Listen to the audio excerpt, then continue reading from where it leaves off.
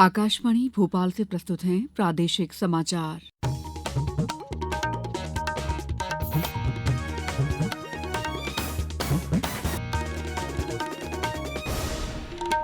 नमस्कार, समाचारों के साथ मैं दीपा सिंह। सबसे पहले मुख्य समाचार। वक्फ संशोधन विधेयक 2025 संसद से हुआ पारित। कल राज्यसभा ने 12 घंटे चर्चा के बाद दी मंजूरी। प्रधानमंत्री आज बैंकॉक में छठे बिम्स्टेक शिखर सम्मेलन में लेंगे हिस्सा। खंडवा के छैगांव माखन क्षेत्र में कुएं की सफाई करने उतरे 8 लोगों की मृत्यु। और राज्य स्तरीय खेल पुरस्कार सम्मान 2023 की हुई घोषणा। 12 खिलाड़ियों को मिलेंगे विक्रम पुरस्कार। अब समाचार विस्तार से। वक्फ संशोधन विधेयक 2025 संसद से पारित हो गया है। राज्यसभा ने 12 घंटे की चर्चा के बाद इसे कल मंजूरी दी। 128 सदस्यों ने संशोधन विधेयक के पक्ष में और 95 ने विपक्ष में मतदान किया। लोकसभा से यह विधेयक पहले ही पारित हो चुका है। वक्फ संशोधन विधेयक 2025 का उद्देश्य विरासत स्थलों के संरक्षण और सामाजिक कल्याण को बढ़ावा देने के प्रावधानों के साथ वक्फ परिसंपत्तियों का समुचित प्रबंधन करना है। विधेयक पर चर्चा का जवाब देते हुए अल्पसंख्यक कार्य मंत्री किरेन रिजिजू ने कहा है कि इस अभियान से मुस्लिम समुदाय के करोड़ों निर्धन लाभान्वित होंगे। उन्होंने कहा है कि संयुक्त संसदीय समिति में सभी सदस्यों के सुझाव पर विचार किया गया और उन्हें विधेयक में शामिल किया गया। विपक्ष के आरोपों का खंडन करते हुए उन्होंने कहा केवल मुस्लिम समुदाय ही वक्फ से लाभान्वित होंगे और वक्फ परिसंपत्तियों के प्रबंधन में किसी भी गैर मुस्लिम का हस्तक्षेप नहीं होगा।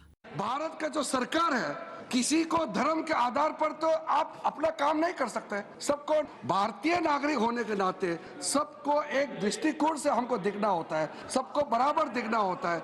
जब मोदी जी ने कह दिया कि सबका साथ सबका विकास, वही तो संविधान का स्पिरिट है। वहीं वक्फ विधेयक के पारित होने पर मुख्यमंत्री डॉक्टर मोहन यादव ने प्रधानमंत्री नरेंद्र मोदी का आभार जताया है।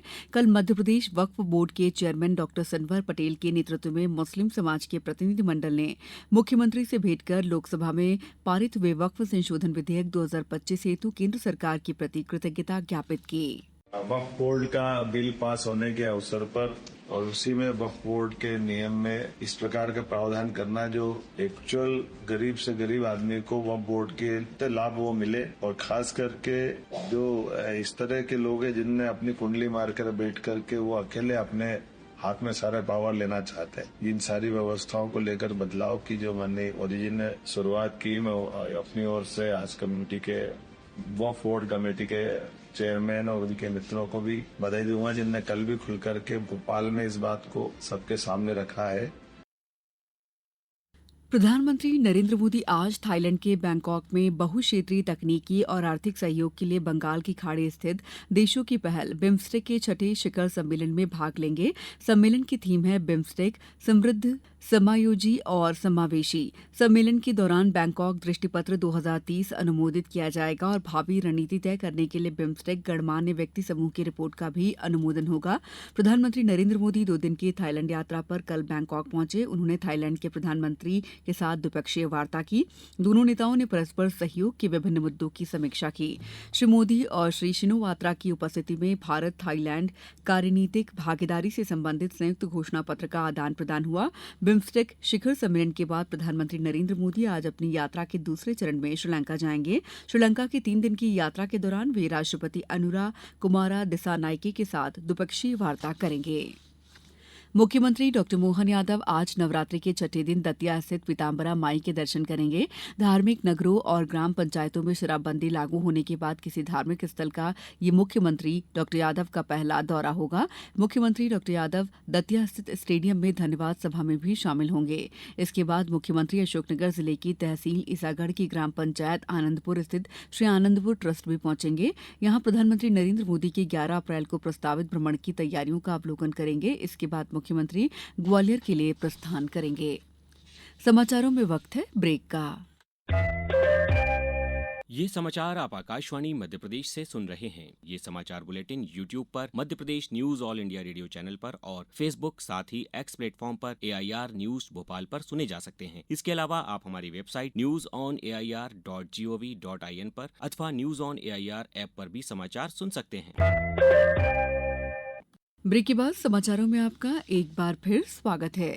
खंडवा जिले के छैगांव माखन क्षेत्र के कुंडावत गांव में कल गणगौर विसर्जन के लिए कुएं की सफाई के लिए उतरे 3 व्यक्ति के दलदल में फंसने पर बचाने के प्रयास में कुएं में उतरे 5 अन्य व्यक्ति भी फंस गए। कुएं में जहरीली गैस से दम घुटने के कारण सभी 8 व्यक्तियों की मृत्यु हो गई। जिला कलेक्टर ऋषभ गुप्ता ने बताया, घटना की जानकारी मिलते ही बचाव अभियान चलाया गया और सभी के शव निकाल लिए गए हैं। मुख्यमंत्री डॉ मोहन यादव ने घटना पर दुख जताते हुए गहरी शोक संवेदना प्रकट की है। मुख्यमंत्री ने बताया कि सभी मृतकों के परिजनों को 4-4 लाख रुपए की आर्थिक सहायता राशि प्रदान करने के निर्देश दिए गए हैं। जो हमारा ये पारंपरिक बावड़ी है उसकी सफाई के लिए कुछ लोग उतरे थे, क्योंकि कुछ एक गैस का निर्माण हुआ अंदर, काफी समय से एक कुआं उपयोग में भी नहीं था, जिसकी वजह से ये दुर्घटना हुई और लगभग 8 लोग इस कुएं में फंस गए थे। लगभग 4 बजे के बाद से ये रेस्क्यू ऑपरेशन शुरू हुआ है। पुलिस प्रशासन, एसडीआरएफ और होमगार्ड की कंबाइंड टीम के द्वारा ये ऑपरेशन किया गया है। अभी पिछले कुछ घंटों में प्रयास करने के बाद सभी 8 बॉडीज को निकाल लिया गया है।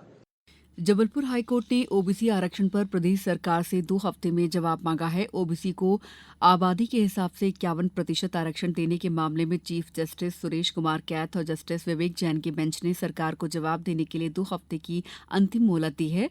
कोर्ट ने यह भी साफ कर दिया है कि अगर 2 हफ्ते में जवाब नहीं आता है तो सरकार पर 15,000 रुपए का जुर्माना लगाया जाएगा। राज्य सरकार ने राज्य स्तरीय शिखर खेल पुरस्कार वर्ष 2023 की घोषणा की है। राज्य स्तरीय शिखर खेल पुरस्कार में 12 विक्रम, 11 एकलव्य, 3 विश्वामित्र और 1 लाइफ टाइम अचीवमेंट पुरस्कार शामिल है। निशानेबाज ऐश्वर्य प्रताप सिंह तोमर सहित 12 खिलाड़ियों को विक्रम अवार्ड प्रदान किए जाएंगे। जिम्नास्टिक के लिए रतनलाल वर्मा को महत्वपूर्ण योगदान देने पर वर्ष 2023 के लाइफ टाइम अचीवमेंट पुरस्कार के लिए चयनित किया गया है। खेल और युवा कल्याण मंत्री विश्वास कैलाश सारंग ने ट्वीट कर पुरस्कार प्राप्त सभी को बधाई दी है। मुख्यमंत्री डॉ मोहन यादव ने कहा है कि हर बच्चे की शिक्षा, चिकित्सा और पोषण सरकार की सर्वोच्च प्राथमिकता है। उन्होंने कहा है कि प्रदेश में स्कूली शिक्षा की बेहतरी के लिए हमने विगत वर्ष की तुलना में इस साल 3,000 करोड़ रुपए अधिक बजट का प्रावधान किया है। मुख्यमंत्री कल समत्व भवन में स्कूल शिक्षा विभाग की समीक्षा बैठक को संबोधित कर रहे थे। उन्होंने विभागीय अधिकारी कन्या छात्रावास में महिला अधिकारी की नियुक्ति, स्कूलों में मध्याह्न भोजन के प्रबंधन पर भी विशेष ध्यान देने को कहा है। मुख्यमंत्री डॉ यादव ने कहा है कि प्रदेश की शिक्षा व्यवस्था नई जरूरतों के मुताबिक सुधार लाने के लिए सांदीपनी विद्यालय जैसे क्रांतिकारी नवाचार किए गए हैं। आईपीएल क्रिकेट में कल रात कोलकाता नाइट राइडर्स ने सनराइजर्स हैदराबाद को 80 रन से हरा दिया। 201 रन के लक्ष्य का पीछा करते हुए हैदराबाद की टीम 16 ओवर और 4 गेंद में 120 रन पर सिमट गई। कोलकाता के लिए वैभव अरोड़ा ने 3 विकेट लिए, उन्हें प्लेयर ऑफ द मैच चुना गया। आज शाम 7:30 बजे लखनऊ में लखनऊ सुपर जायंट्स और मुंबई इंडियंस के बीच मुकाबला होगा। अब कुछ समाचार संक्षेप में। मुख्यमंत्री डॉ मोहन यादव ने प्रदेश में भगवान बुद्ध का जिन स्थानों पर प्रभाव रहा है वह बौद्ध सर्किट के रूप में विकसित करने के प्रयास करने को कहा है। डॉ यादव कल सांची बौद्ध भारतीय ज्ञान अध्ययन विश्वविद्यालय की कार्य परिषद की बैठक में बोल रहे थे। इंदौर जिले में जलगंगा संवर्धन अभियान के तहत तालाबों को बावड़ी के गहरीकरण, जीर्णोद्धार के कार्य किए जा रहे हैं। कल इंदौर विकासखंड के ग्राम जलोद केऊ में जल संवाद कार्यक्रम का आयोजन किया गया। शिवपुरी जिले के कोलारस अनुविभाग के अंतर्गत बिना अनुमति के गेहूं परिवहन करते हुए 2 ट्रक जब्त किए गए हैं। कोलारस एसडीएम ने बताया कि 2 ट्रकों पर कार्रवाई की गई है। सीधी और सिंगरौली जिले में 1100 करोड़ रुपए की लागत से बन रहे गोंड सिंचाई प्रोजेक्ट पर जबलपुर हाईकोर्ट ने राज्य सरकार को आदेश दिया है कि उसे अधिसूचित क्षेत्रों में पेसा एक्ट के प्रावधानों का पालन करना होगा। लोक निर्माण मंत्री और नर्मदापुरम जिले के प्रभारी मंत्री राकेश सिंह ने जलगंगा संवर्धन अभियान के अंतर्गत नर्मदापुरम शहर के फिफरताल स्थित तालाब के जीर्णोद्धार के कार्य में कल श्रमदान किया, साथ ही पौधरोपण कर पर्यावरण बचाने का संदेश भी दिया। झाबुआ कलेक्टर नेहा मीना के निर्देशानुसार कल नगरीय क्षेत्र झाबुआ में स्कूल, शैक्षणिक संस्थाओं, कॉलेजों के 100 मीटर की परिधि में तंबाकू, गुटखा, सिगरेट इत्यादि अन्य मादक उत्पाद विक्रय किए जाने वालों के विरुद्ध कार्रवाई की गई। इस बुलेटिन में बस इतना ही। अगला बुलेटिन दोपहर 2:10 पर। नमस्कार।